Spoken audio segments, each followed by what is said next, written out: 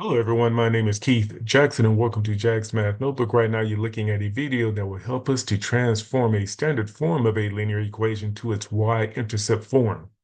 And those forms are ax plus by equals c, that's the standard form, and the y-intercept form will be y equals mx plus b.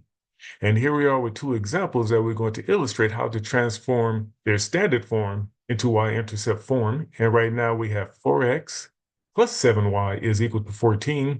And here's what we're going to do with this standard form of this particular linear equation. We are going to rewrite it right here.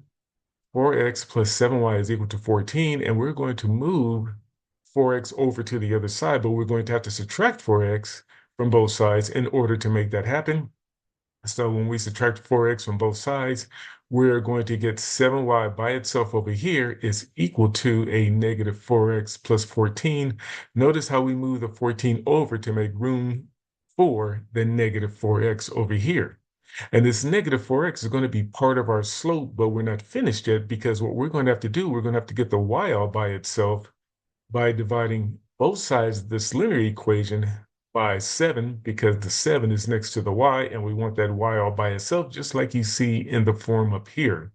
And so 7 divided by 7 would just give us y on this side, as you see right here. And then when we do the same thing right here, what we're going to get, we're actually going to get a negative 4 over 7x. And so that is our slope right here, that negative 4, 7. The negative 4, 7 would be our slope, that is our m. And then our b part of this equation will be 14 divided by 7, which will give us 2. And so now our y-intercept form of this linear equation will be y is equal to a negative 4/7 x plus 2. And let us move on to 3x plus 2y is equal to 5. And we're going to follow that same format and design by moving that 3x to the other side, but we're going to have to subtract 3x on both sides.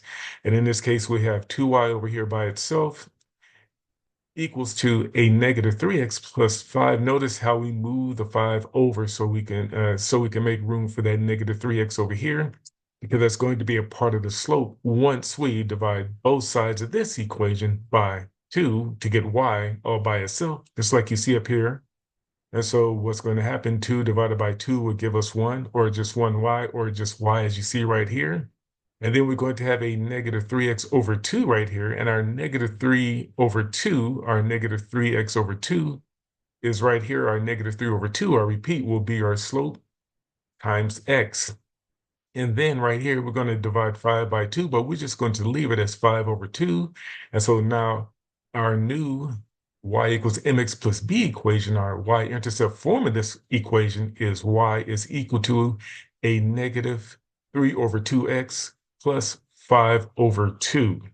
Okay, you have received pretty important information, and I wouldn't blame you if you need time to process it by pausing the video and giving it a once-over, or replaying this video as many times as you need to gain a deeper understanding of how to transform a standard form of a linear equation to its y equals mx plus b form, or its y-intercept form.